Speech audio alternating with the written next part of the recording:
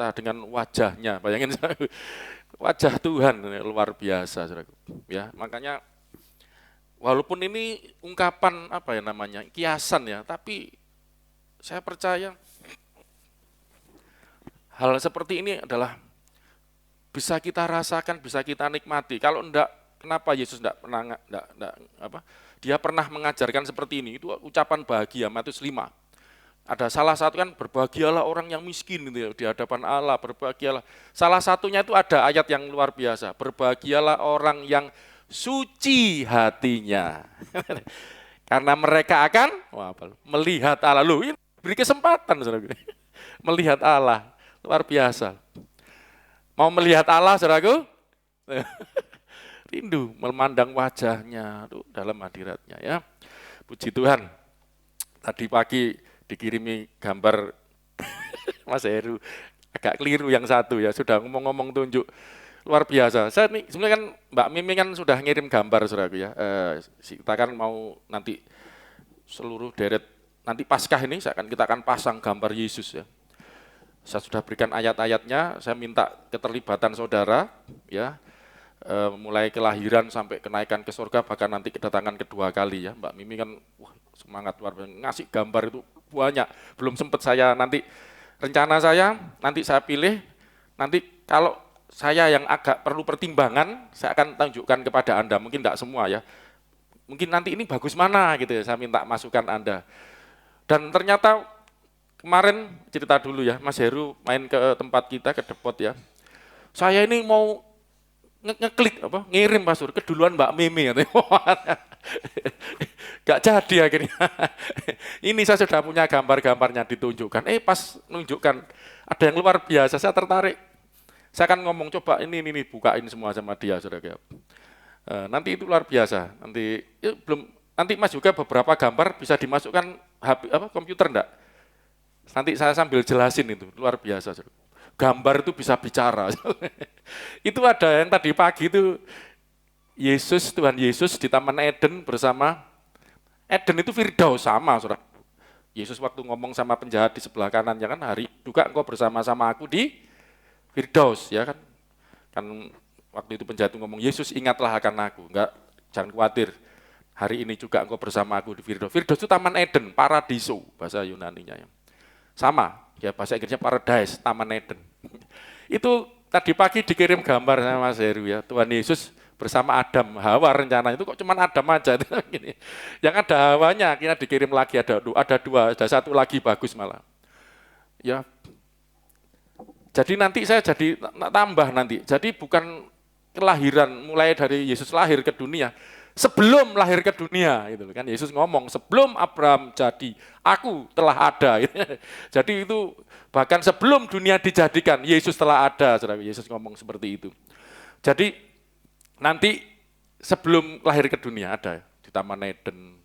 Saya pernah khotbah Malak Yahweh, ingat kan? Malaikat Yahweh itu adalah teofani, penampakan Allah dalam wujud malaikat. Ya, Yahweh menampakkan diri dalam wujud malaikat berbicara atas nama Yahweh itu anak Allah. Ya nanti saudara bantu juga, saya kok perlu tambahan itu nanti. Bahkan nanti sampai di surga turun ya, itu luar biasa gambar-gambar yang dikirimkan sudah. Tolong nanti yang belum nyarinya itu di Mas Heru kemarin? Pinterest ya, itu bagus-bagus gambarnya lebih. Saya cari Google tuh buruk-buruk kemarin. Tapi apa bantu, nanti masih banyak yang perlu ya.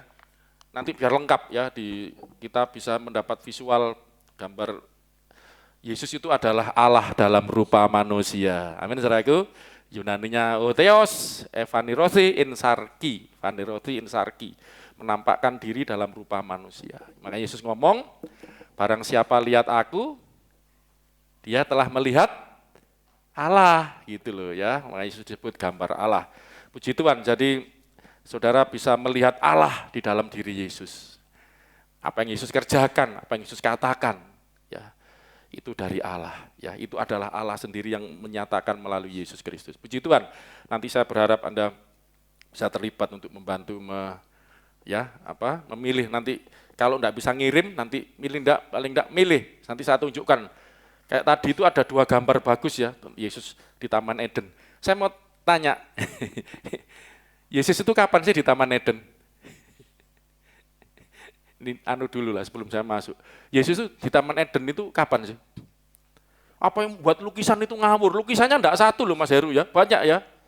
Tuhan Yesus itu loh di Taman Eden. Nanti malah coba cari gambar Tuhan Yesus dengan Abraham, dengan Musa. Loh kapan? Kapan sih? Loh ayo dong saudara. Loh kacamata saya. Oh tak bawa ini. Kapan? Coba lihat Kejadian 3. Sebelum nanti saya khotbah ya tentang gambar Allah Tritunggal ya. Kita lihat ya, ayatnya Kejadian 3, kejatuhan manusia itu, ada satu ayat yang menyebutkan, ada satu lagi yang dikirim tadi pagi sama Seri itu, ada gambar Tuhan Yesus, terus ada rombongan orang, yang depan sendiri orang tua. Nah, makanya di Mas juga ya, nanti beberapa ditunjukkan di sini ya, bisa tunjukkan. Itu Yesus masuk alam maut, lu sampai bisa dilukis saudara, menggambarkan itu yang paling tua yang depan itu, tadi lihat enggak di WA Group? Bu Sri lihat enggak di WA Group tadi? HP-nya buat mainan cucu Pak. Itu Adam itu saudaraku. Saya pernah lihat lukisan yang Adam dalam kondisi seperti itu pelukis-pelukis itu luar biasa. Halo, di sini ada yang pintar melukis saudaraku? Coba hidupkan firman Tuhan itu di dalam lukisan, karena orang mungkin ada yang malas baca, maaf. Banyak orang kadang malas baca Alkitab. Ya, yang sebenarnya enggak boleh ya, tapi ya kita harus ya melihat manusia macam-macam gitu ya. Ayat 8. Gitu, Kejadian 3:8. Itu kalau bisa punya keahlian melukis. Soalnya kalau pintar ngelukis, belikan aja kanvas, kelenger ya. Selesai 1 tahun. Coba baca ini saudaraku. Ketika mereka mendengar bunyi langkah Tuhan Allah. Bunyi langkah Tuhan Allah. Yang sedang apa? Yang berjalan-jalan dalam taman itu pada waktu hari sejuk. Tuhan punya kaki enggak saudaraku? Allah itu roh. Allah itu roh. Allah itu roh. Enggak bisa dilihat. Loh ini kok ada berjalan-jalan. Terus? Bersembunyilah manusia dan istrinya itu terhadap Tuhan Allah di antara pohon-pohonan dalam taman. Sampai manusia sembunyi, berarti kan kelihatan. Ngerti saudaraku? Loh kalau enggak kelihatan mana ngerti ada apa? Ada suara langkah kaki yang berjalan. Ini apa saudara gitu loh. Nah, ini harus dihubungkan dengan Yohanes 1:18. Jadi ada yang dilihat Adam lagi berjalan di Taman Eden dan membuat dia sembunyi karena takut berbuat dosa. Ini sebentar dulu. Ya, Yohanes 1:18. Tidak seorang pun yang pernah melihat Allah. Tidak seorang pun pernah melihat Allah. Adam itu orang atau bukan? Orang atau bukan? Tidak seorang pun berarti termasuk Adam atau bukan? Termasuk Adam. Berarti Adam pernah melihat Allah enggak? Ayo jawab, enggak usah takut, salah. Bisa belajar. Adam itu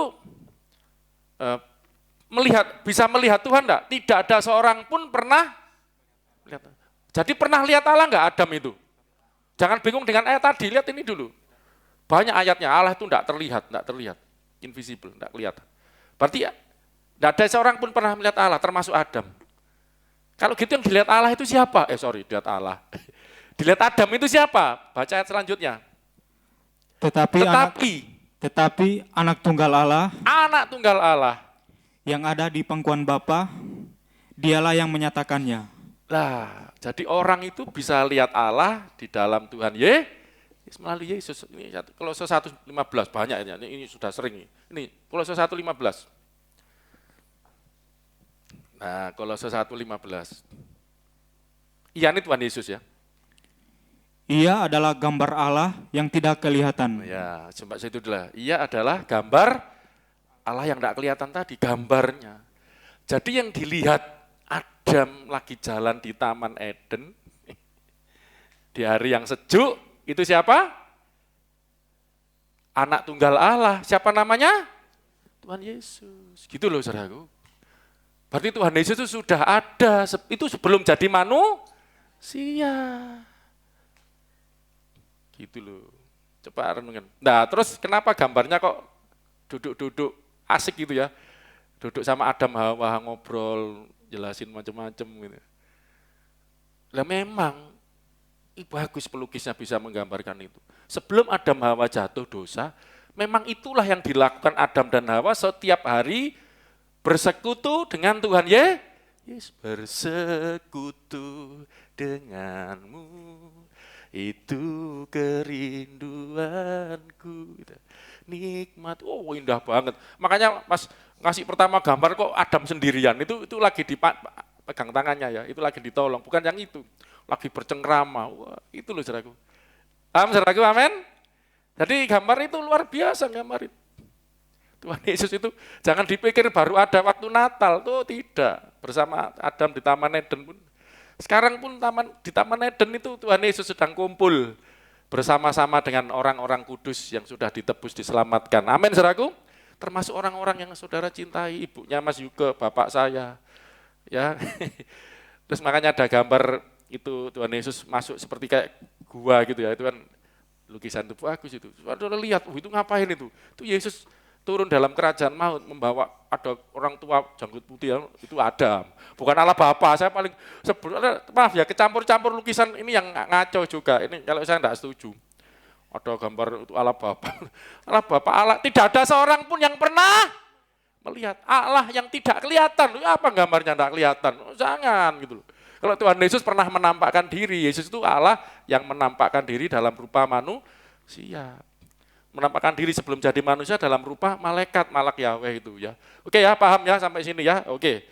Begituan. Jadi tolong nanti bantu sebelum Yesus datang ke dunia, asik mungkin banyak gambar Abraham, Musa. Kapan ketemu Abraham? Ada kan waktu terus diajak makan sama Abraham. Loh, Alkitab itu luar biasa loh saudaraku ya. Kita nih duduk semeja makan dengan Tuhan, Wahyu 3:20 banyak ayatnya. Lihat aku berdiri muka pintu ngetok. Itu ada gambarnya ya. Barang siapa buka pintu, cuman gambarnya lagi ngetok pintu. Yang gambar ini ada enggak buka pintu, masuk, aku akan duduk makan bersama dia. Itu luar biasa.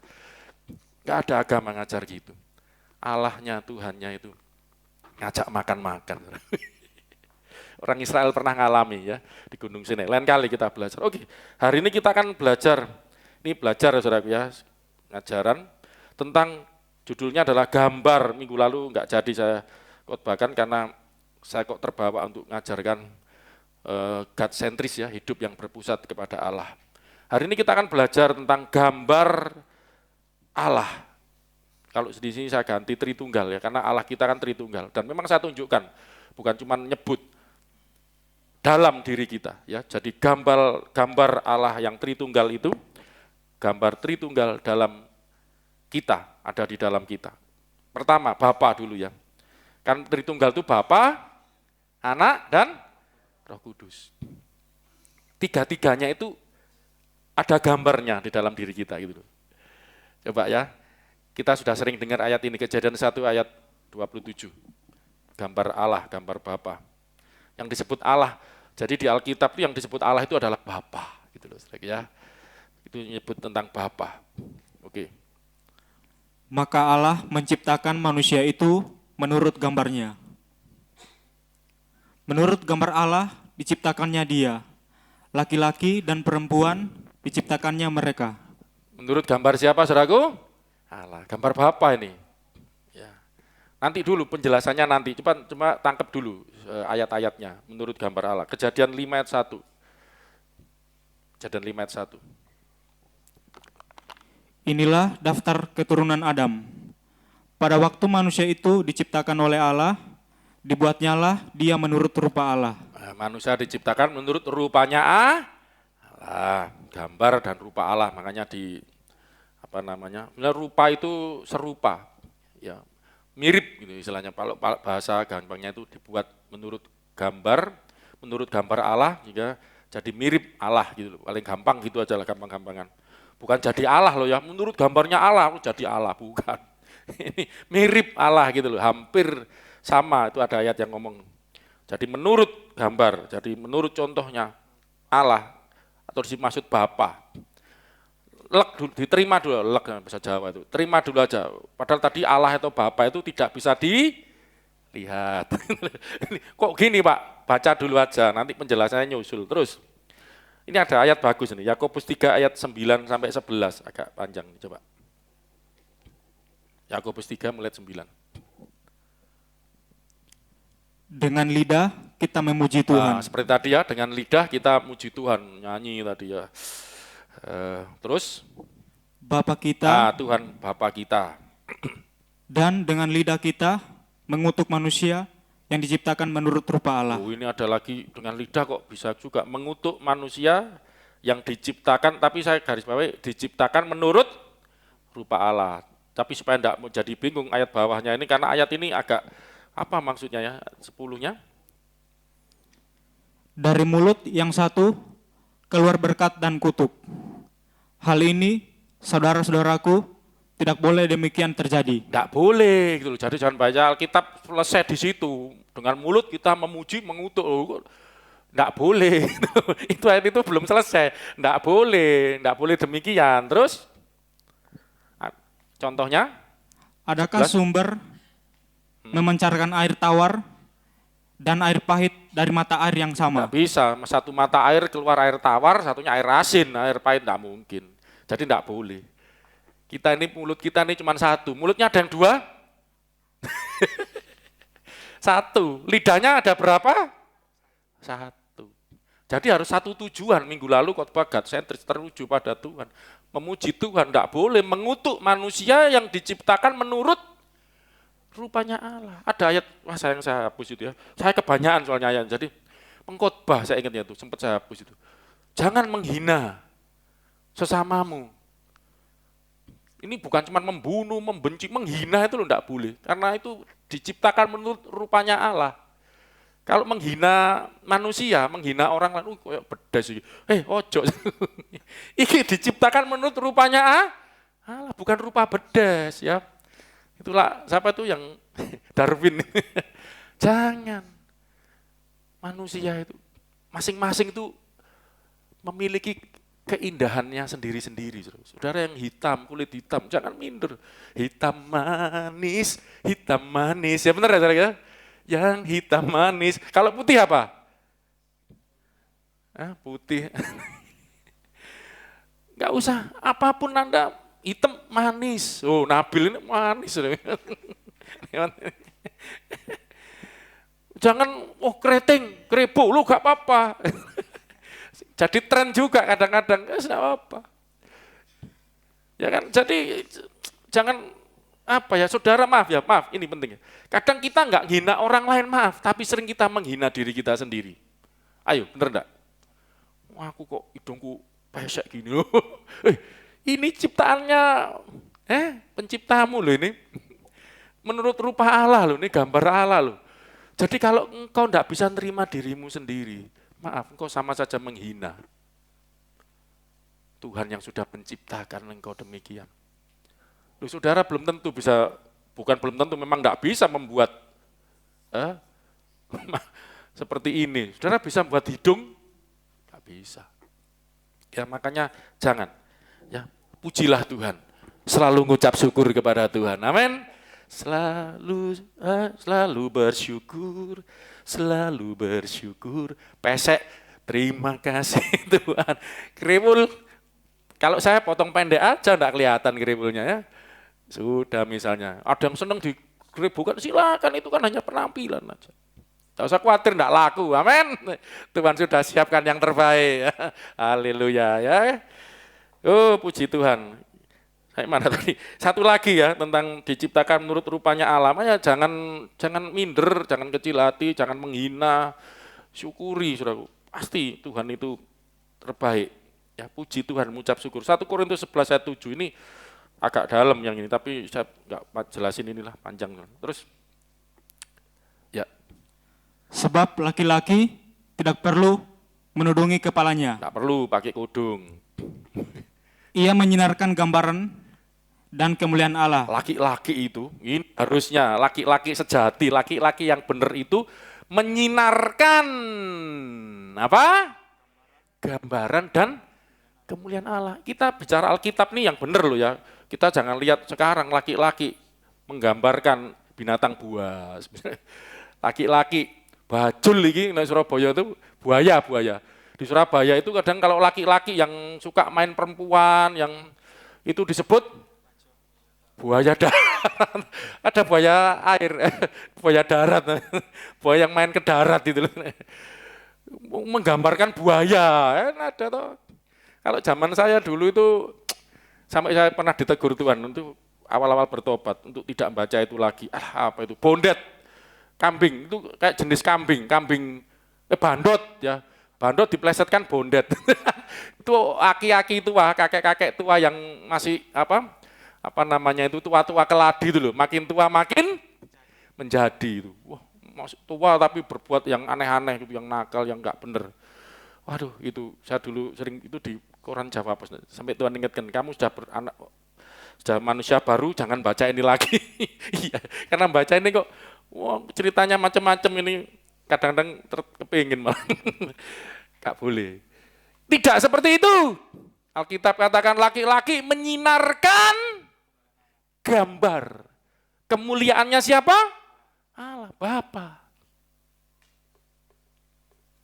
Terus Tetapi perempuan menyinarkan kemuliaan laki-laki. ada ayat ini. Tapi perempuan menyinarkan kemuliaannya laki-laki. Ini ayatnya saudara kalau baca itu bagaimana wanita itu perempuan diciptakan dari laki-laki. Jadi Tuhan ciptakan laki-laki dulu, setelah itu baru laki-laki ini diambil tulang rusuknya diciptakan perempuan gitu loh. Jadi laki-laki ini menggambarkan kemuliaan Tuhan, perempuan ini menggambarkan kemuliaan laki-laki, sama aja kan? Itu seperti mengalir gitu, ya terpancarnya itu seperti stereo gitu, ke laki-laki terus ke perempuan. Lah ini bicara suami istri kalau ayat baca atasnya. Jadi istri-istri kita, Mbak Ani, Bu Agung. Kalau yang sudah janda ya, tapi itu Mbak Dinul ya tuh. Itu wanita-wanita yang sudah Mbak Asih gitu ya, Mbak Sep belum Pak, merusak pasaran belum sudah diomong sudah. Itu istri-istri itu menyinarkan kemuliaannya siapa? Suaminya. Jadi masa gini loh, Anda mau lihat suami itu, laki-laki itu, lihatlah istrinya, maksudnya gitu. Mau lihat Mas Heru, lihat aja Mbak Dewi. Seperti apa Mbak Dewi? Oh itu Mas Heru kayak gitu. Kira-kira gitu loh. Ya toh? Lihat Pak Hari, lihat aja dari Mbak Ana. Lihat, oh ada Bu Asnan belum. Lihat Pak Asnan dari mana? Lihat, karena menyinarkan kemuliaan suaminya. Makanya istri-istri, ya hiduplah yang bijaksana, ya jangan malah ngata-ngatai suamimu. Tadi mengatai manusia sesamanya enggak boleh, itu pengkhotbah. Sayang nanti daripada cari lama ya, karena menghina penciptanya. Engkau kalau maaf ya perempuan-perempuan, istri-istri engkau berbuat hal yang enggak baik, engkau mempermalukan bukan cuma dirimu sendiri, engkau mempermalukan suamimu juga. Karena wanita-wanita itu mencerminkan kemuliaan laki suaminya. Makanya perempuan-perempuan, wanita-wanita kalau dapat suami, hati-hati gitu ya. Orang Jawa punya istilah surga nunut, neraka katut. Ke surga ikut, ke neraka juga ikut. Ikut siapa? Suaminya kira-kira gitu. Kalau dapat yang enggak benar, dapat suami yang bawa ke neraka, ikut gitu. Ini kira-kira seperti itu kalau bahasa Jawanya. Menggambarkan seperti itu. Makanya enggak sembarangan. Makanya minggu lalu sempat saya juga sampaikan, milih pasangan itu enggak sembarangan. Ya lain kali lah, nanti bahas ini malah panjang. Oke, doa sama Tuhan, tunjukkan, dituntun, karena ada satu kesatuan antara suami istri ini. Lain kali kita bahas. Oke ya, ini menggambarkan Bapa. Ini tangkap dulu, Allah ini yang dimaksudkan Bapa. Tuhan kita tadi, Tuhan kita, Bapa itu. Gitu ya. Kita diciptakan menurut rupa Allah, rupa Bapa. Penjelasannya nanti. Kemudian rupanya Tuhan Yesus. Kita lihat dua ayat ini. Ada serupa dengan Tuhan Yesus, Roma 5:14. Nanti yang agak sulit nyari itu menurut rupa Roh Kudus. Mas juga bisa nyari ayatnya. Diciptakan menurut rupa Allah. Allah kan Bapa yang dimaksud, ada ayatnya. Diciptakan menurut rupa Yesus, ada ayatnya, baca ini. Sungguh pun demikian maut telah berkuasa Dari zaman Adam sampai kepada zaman Musa juga atas mereka, yang tidak berbuat dosa dengan cara yang sama seperti yang telah dibuat oleh Adam. Ya ini sedikitnya ini tentang manusia yang turunan Adam itu yang ikut berdosa juga, ya toh. Maut itu akhirnya berkuasa dari Adam sampai ya atas setiap manusia yang bahkan yang berbuat dosa dengan cara yang tidak berbuat dosa dengan cara yang sama dengan dibuat Adam. Itu pun semua mengalami maut karena upah dosa maut.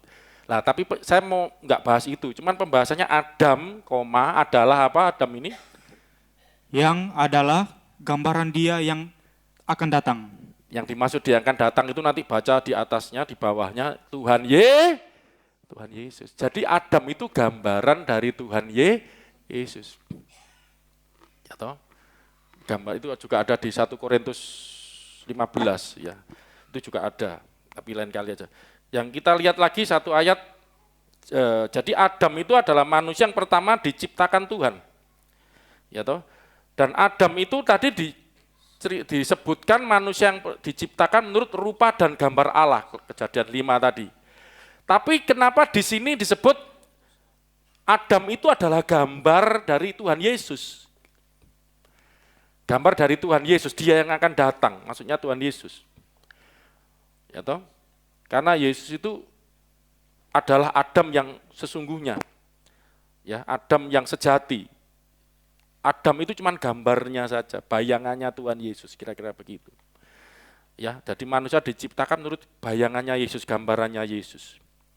Dan ternyata berbuat dosa, sehingga Yesus datang, Adam yang sejati itu datang untuk memulihkan gambar yang rusak tadi, sehingga muncul ayat ini. Ya, lihat di dalam Roma pasal 8 ayat 29. Kenapa muncul ayat ini? Roma 8 29. Sebab semua orang yang dipilihnya dari semula, mereka juga ditentukannya dari semula untuk menjadi serupa dengan gambaran anaknya. Serupa dengan gambaran yang dimaksud anaknya di sini siapa, saudaraku? Tuhan Yesus kan, anak Allah itu. Terus? Supaya ia ini yang dimaksud siapa? Tuhan Yesus. Anaknya itu. Anak Allah itu. Menjadi yang sulung di antara banyak saudara. Menjadi yang sulung di antara banyak saudara. Ya toh, nah, ada yang menerjemahkan ayat ini Yesus itu seperti kakak. Padahal yang dimaksud yang sulung ini enggak sekedar terbatas di situ, saudaraku ya. Jadi yang dimaksud yang sulung ini adalah yang utama, yang menjadi contoh, menjadi teladan dalam penciptaan manusia, di mana Tuhan Yesus itu dia menjadi sulung dari ciptaan, ya toh. Dia menjadi yang utama dari ciptaan. Dia prototokos istilahnya gitu ya. Jadi menjadi panutan bagi ciptaan, sehingga manusia itu diciptakan menurut panutannya ini gitu loh. Nah, itu nanti penjelasannya nanti, cuman ini supaya saudara ngerti bahwa manusia di Alkitab itu, kenapa saya katakan tadi Tritunggal ya, gambar Tritunggal dalam diri kita. Yang pertama tadi gambar Bapa. Katakan gambar Bapa, 1, 2, 3. Gambar Bapa. Gambar Bapa ada di mana? Ada dalam hidup kita. Kita diciptakan menurut rupa dan gambar Allah atau Bapa gitu loh.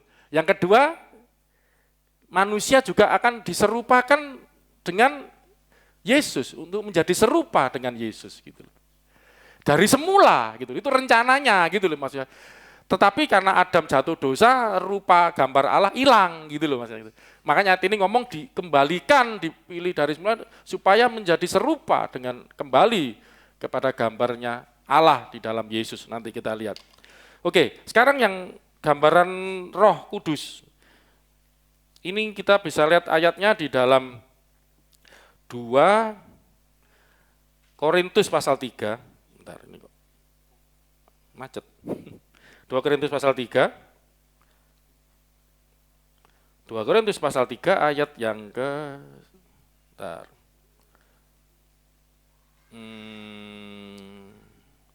2 Korintus 3 ayatnya yang ke 18. Panjang soalnya nih. Kita ambil yang 18 saja.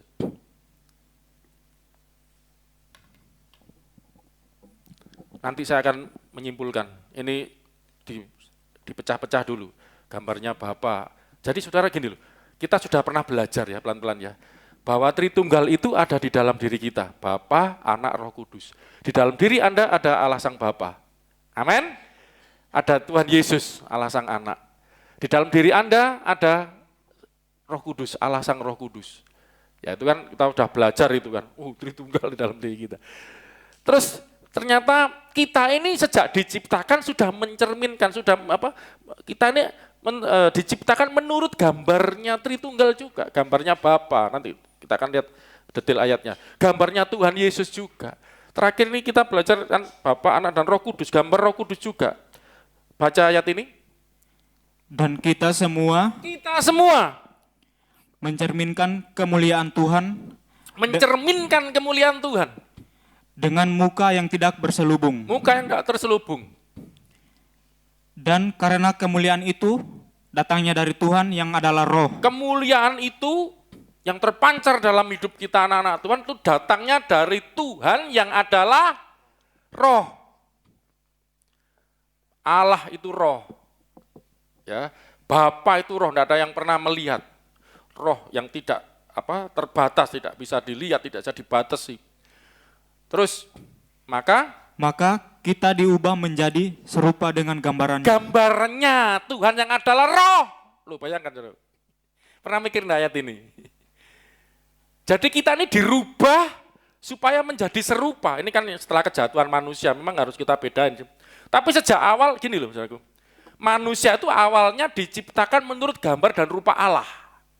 Dan Allah yang kita sembah adalah Allah Tritunggal. Bapa, tadi kita belajar gambarnya Bapa. Nanti tunjukkan ayat lainnya. Gambarnya Tuhan Yesus. Bahkan gambarnya Roh Kudus pun itu ada dalam hidup manusia. Tapi karena jatuh dosa, manusia kehilangan kemuliaan Allah. Gambar Bapa hilang, rusak. Gambarnya Yesus dalam diri manusia hilang, gambarnya anak Allah hilang. Gambarnya Roh Kudus juga hilang, nanti kita akan detail nanti lihat. Hilang semua, tapi saya mau tunjukkan dulu. Ini loh sebetulnya rencananya Tuhan. Makanya kita dipulihkan, kita diubah. Supaya jadi serupa dengan gambarnya. Tadi gambar Allah, dengan gambar Yesus. Dengan gambar Tuhan yang adalah Roh. Roh Kudus. Dalam kemuliaan yang semakin besar. Jadi bayangkan kita menjadi gambar roh itu ya apa saudaraku? Ini kan perlu dicerna gitu loh. Saya ini orangnya suka belajar baca gitu. Supaya kita menjadi serupa dengan gambarnya. Tadi baca gambarnya ayat atasnya itu Tuhan yang adalah roh. Kita menjadi serupa dengan gambarnya roh gitu. Ya apa gitu. Nah ini kita akan belajar nanti. Satu ayat lagi.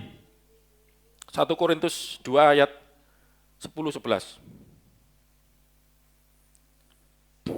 Ini ada satu gambaran yang agak komplit ini.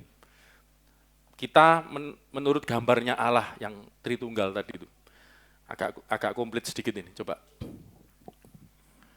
Karena kepada kita Allah telah menyatakannya oleh Roh. Sekali lagi, saya selalu ingatkan kalau di Alkitab menyebut Allah itu yang dimaksud adalah Allah Sang Bapa. Ya, Bapa ya saudara ya. Pada kita Allah telah Bapa menyatakannya oleh Roh, sebab Roh menyelidiki segala sesuatu, bahkan hal-hal yang tersembunyi dalam diri Allah. Di dalam diri Allah, Roh Kudus itu, Roh Allah itu menyelidiki hal yang tersembunyi dalam dirinya Bapa. Terus digambarkan dengan manusia. Siapa gerangan di antara manusia yang tahu apa yang terdapat di dalam diri manusia selain roh manusia sendiri yang ada di dalam dia. Selain roh manusia itu sendiri yang ada di dalam dia. Di dalam diri Anda manusia bukan? Dalam diri manusia ada apa di sini dikatakan? Roh manusia, beda loh. Rohnya Allah sama rohnya manusia. Allah punya roh, Roh Kudus, Roh Suci. Di dalam diri Allah yang menyelidiki segala sesuatu dalam diri Allah. Gambaran ini juga ada dalam diri manusia. Dalam diri manusia juga ada rohnya. Roh manusia yang menyelidiki. Terus? Demikian pula lah tidak ada. Sorry, ulang lagi. Siapa gerangan? Atasnya tadi loh, dari awal. Siapa gerangan di antara manusia yang tahu apa yang terdapat di dalam diri manusia selain roh manusia sendiri yang ada di dalam dia. Jadi, ini penting saudara, dengar baik-baik. Saya pernah nyinggung tentang kecerdasan roh. Ya. Orang cerdas itu bukan cuma otaknya saja. Orang mulai kembangkan kecerdasan emosional, karakter. Tapi ini enggak kalah, ini paling hebat ini, kecerdasan spiritual, kecerdasan spirit, kecerdasan roh. Jadi yang mengerti siapa gerangan yang mengerti di antara manusia yang tahu terdapat dalam diri manusia selain daripada siapa? Roh manusia yang ada dalam dirinya. Jadi yang paling mengerti dirimu, dengar baik-baik, adalah rohmu. Nanti kita akan belajar roh, setelah pencurahan Roh Kudus, nanti saya akan dalami Roh Kudus, roh manusia. Itu harus belajar. Memang nunggu timing, tunggu waktu. Nanti yang nggak ngikuti sayang nanti. Yang paling ngerti dirimu itu bukan cuma otakmu. Saya tanya, otak bisa salah nggak? Salah ngitung bisa nggak? Ya, yang di depot itu berkali-kali sering salah ngitung. Saya pernah salah, nyonya pernah. Sering lupa. Otak kita. Apalagi perasaan. Perasaan sering keliru nggak perasaan? Perasaan, menurut perasaan. Perasaan kurang ini enggak baik, ternyata baik. Oh, perasaan kurang ini baik, ternyata enggak. Tapi yang enggak pernah keliru, dengar baik-baik. Siapa gerangan yang ngerti manusia? Selain roh yang ada dalam, ini bukan roh Allah loh ini. Ini roh siapa? Roh manusia. Bayangin, roh manusia enggak pernah keliru. Kalau engkau, maaf ya, sempat salah menikah, yang salah itu adalah otakmu. Penilaianmu. Kau berpikir untung rugi, kau berpikir cantik jelek, ganteng jelek. Kau mempertimbangkan menurut apa yang kau pandang baik. Maaf saudara, saya bukan sok gimana, saya belum menikah, saya doa puasa. 1 bulan lebih, hampir 40, saya lupa itu. Enggak sampai 40 karena saya ingat setelah 1 bulan mau saya tambah 10, tengah-tengah sudah dapat jawaban. Ketika istri saya melamar saya waktu itu.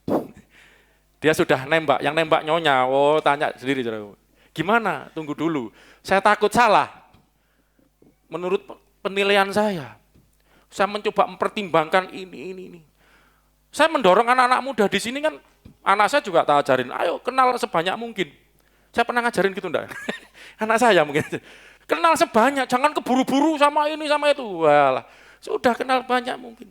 Saudara-saudara ini penting. Sebelum menikah, Allah kok ketawa aja Pandi ini. Kamu belum sudah, makanya patah hati. Jangan, sudah. Jangan, keliru. Sebanyak mungkin kenal. Sebelum menikah, buka mata selebar-lebarnya. Amin. Kenapa? Setelah engkau menikah, tutup mata serapat-rapatnya. Maksudnya apa? Jadi setelah nikah, tutup aja matamu. Baik buruk sudah engkau nikahi, ya apa? Alkitab ngomong nggak boleh cerai loh. Sudah dipersatukan Tuhan, apalagi di gereja diberkati. Makanya sebelum setelah menikah melek selebar-lebarnya, lihat. Nah ini penting, tapi kadang-kadang pandangan mata kita, otak kita mencerna keliru. Yang kita anggap baik belum tentu baik, pakai perasaan, feeling juga keliru. Kalau Anda tidak masalah, hiduplah di dalam roh. Kenapa puasa itu penting? Kita maaf ya, kita beda dengan saudara seberang. Bentar lagi mau puasa kan, puasanya tujuannya beda.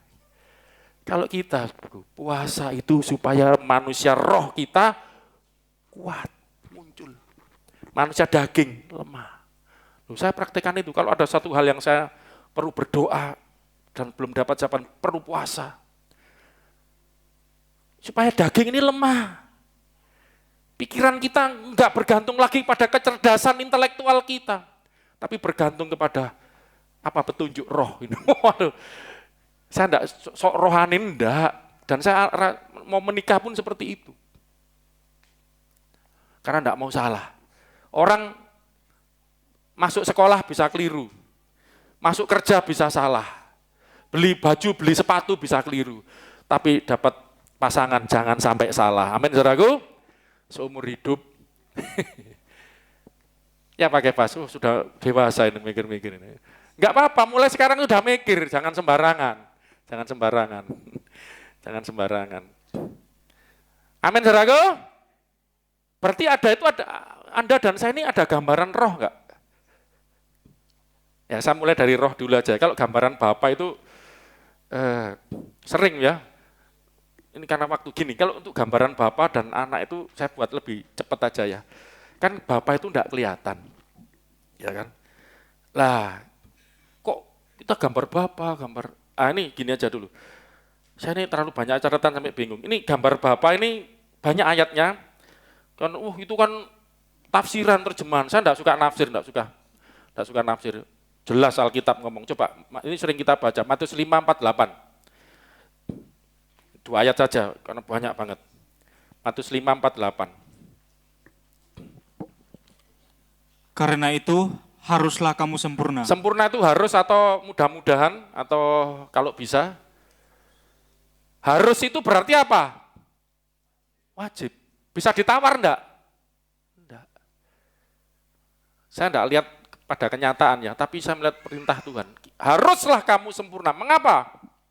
Seperti apa sempurnanya?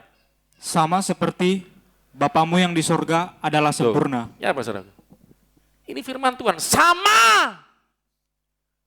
Seperti siapa? Bapamu yang di sorga Jadi ukuran kesempurnaan yang Tuhan harapkan, firman Tuhan sampaikan seperti Bapa yang sempurna. Tapi kita kan sering berpikir, kesempurnaan hanya milik Allah. Ya, saya nggak sempurna, makanya ya bisa buat ini itu. Itu alasan. Alkitab nggak ngajar gitu, itu ajaran agama lain. Silakan. Kalau Allah kita, aku sempurna. Kamu anakku, kamu juga sempurna, harus sempurna. Aku Allah ini bapakmu, sempurna. Kamu anakku juga harus sempurna. Saya mau tanya, bapak itu kepingin anaknya baik atau buruk? Bahkan lebih baik enggak? Lebih baik, saya pengen anak saya lebih baik dari saya. Setiap orang tua kan gitu. Nggak ada yang aku sempurna, kamu enggak bisa. Aku yang kaya, bapakmu, anak, kamu enggak bisa. Makanya kenapa dia disebut bapak, dipanggil bapak. Menggambarkan kasih bapak.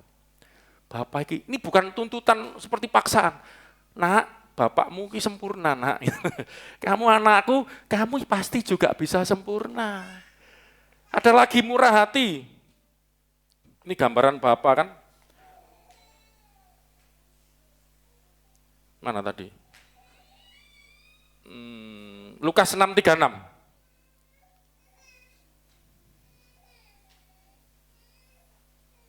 Lukas 6:36, ayo. Hendaklah kamu murah hati, sama seperti Bapamu adalah murah hati. Hendaklah kamu apa? Murah hati. Sama lagi, seperti Bapakmu adalah, Bapakmu ini yang dimaksud Bapak di surga. Sama, Bapakmu murah hati, kamu anakku ya murah hati. Yang ada yang kudus, sudah sering ya, kuduslah kamu karena Bapakmu kudus, 1 Petrus itu. Dan imamat, ngambil dari imamat. Terus benar itu ada panjang, satu itu nanti di WA grup aja, 1 Yohanes 1 ayat 5-7. Bapakmu itu benar, hidup dalam kebenaran. Dia adalah kebenaran. Kamu anak-anaknya juga harus hidup dalam kebenaran. Itu seperti itu. Ya toh, bapak itu kepengen anaknya itu seperti dia. Ini bapak yang baik, dia sudah sempurna. Ya toh, kepengen anaknya itu seperti dia. Tadi apa tadi itu? Sempurna, murah hati, kudus. Ini benar. Banyak sebenarnya itu. Terus mengasihi seperti bapak mengasihi apa saudaraku?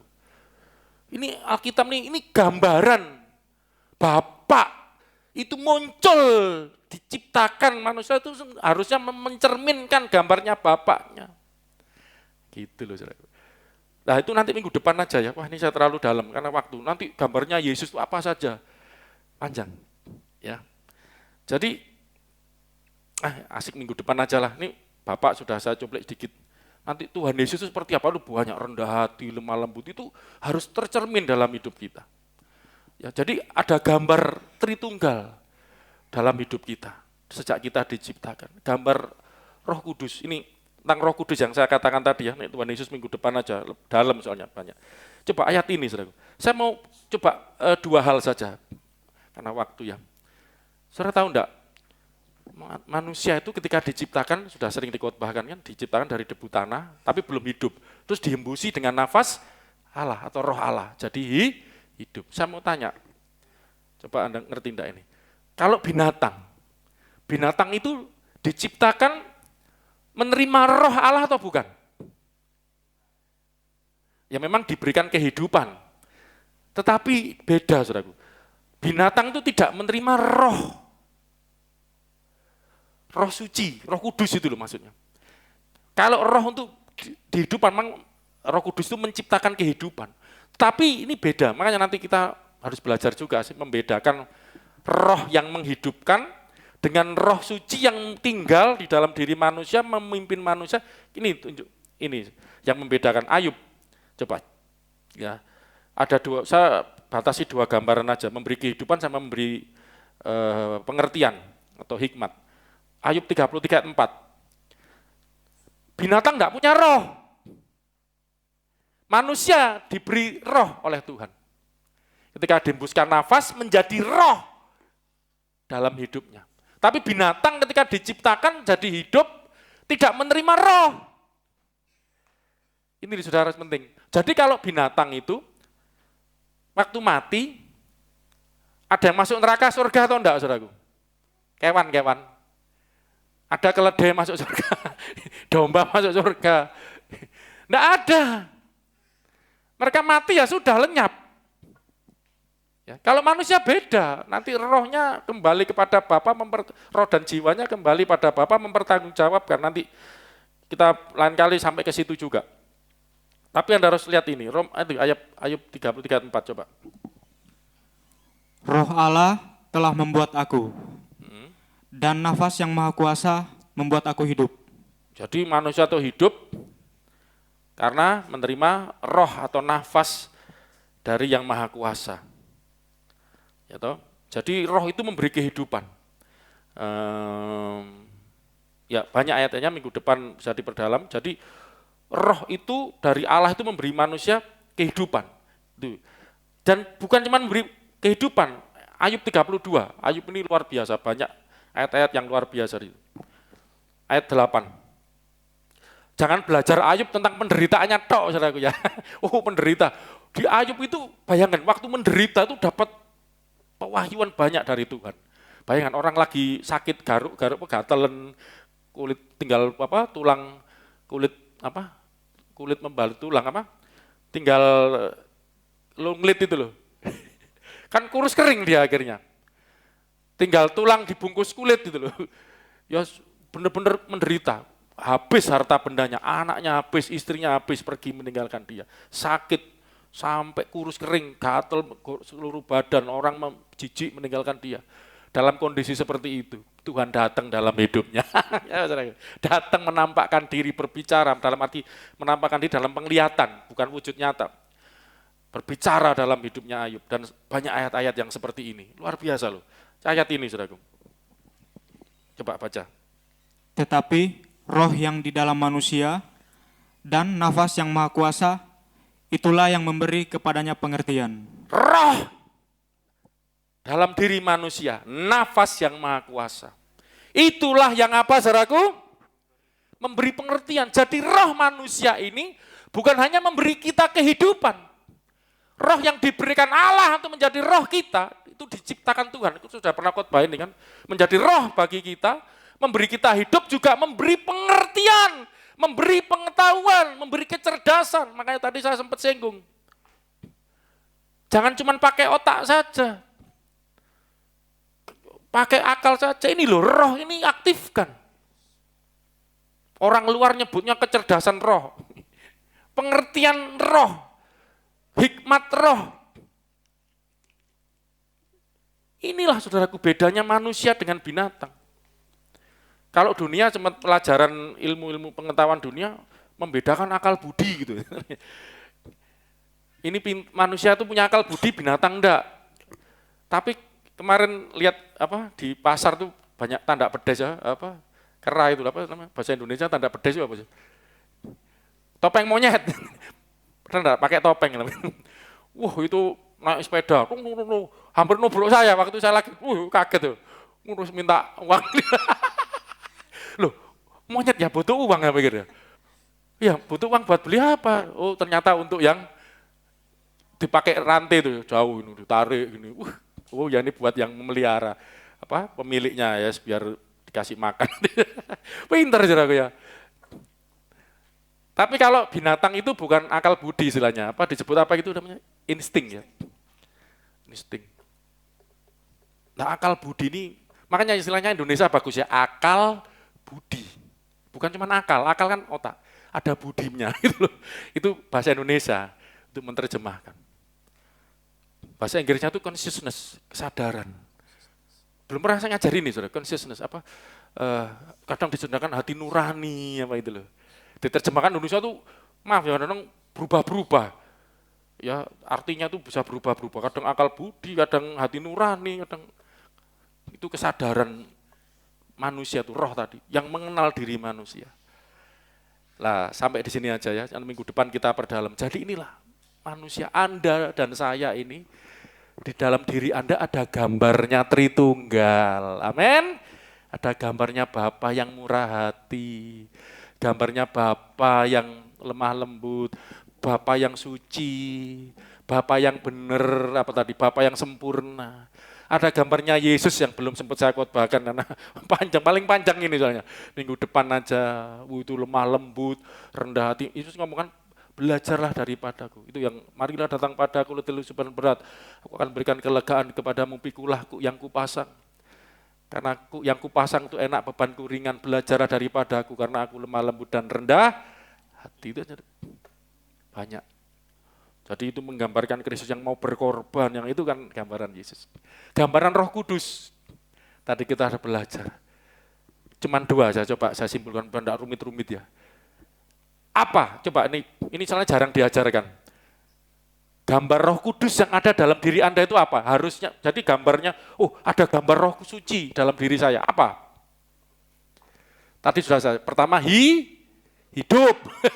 Anda hidup, itu berarti Roh Allah ada dalam kehidupan. Yang kedua, mempunyai pengertian.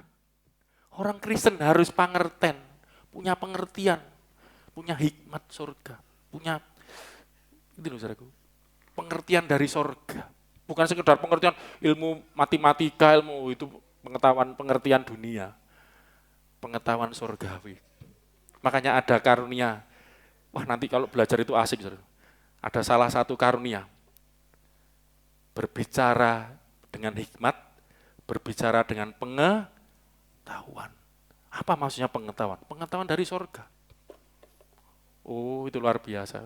Yang tutup tahun, saya mendoakan Anda, saya tidak pakai pengetahuan saya. Saya berdoa, pakai pengetahuan dari Tuhan dalam roh. Ya ingat yang sudah didoakan berapa. Saudara belajar seperti itu gitu loh. Hidup dalam roh nanti. Ini gambaran Roh Kudus dalam hidup kita. Ya, ada Bapa tergambar dalam hidupmu. Yesus sang anak Allah tergambar dalam hidupmu. Dan sang Roh Suci juga tergambar dalam hidupmu. Terjadi di dalam nama Yesus. Hidupmu mencerminkan. Minggu depan kita akan belajar gambaran Allah Tritunggal. Haleluya. Amin. Mari kita berdoa. Terima kasih Tuhan. Terima kasih Tuhan. Kita mau akhiri ibadah kita. Kita berdoa supaya